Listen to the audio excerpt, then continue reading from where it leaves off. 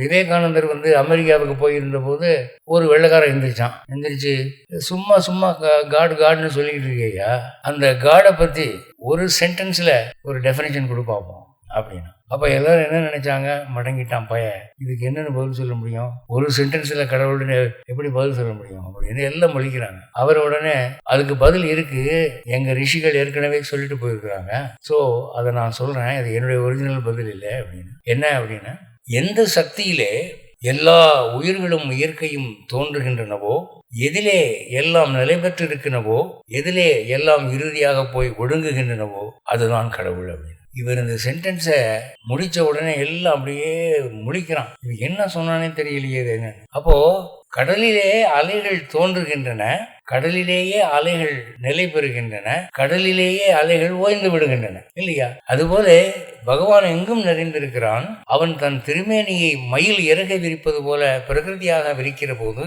அந்த சிறகுகளாக காட்சி அளிப்பது தான் நாம் காணக்கூடிய இந்த இயற்கையும் இந்த தோற்றங்களும். பிரளய காலத்திலே அனைத்தையும் அவன் ஒடுக்கிக் கொள்ளுகிறான், அதுதான் என்று அவர் சொன்னார்.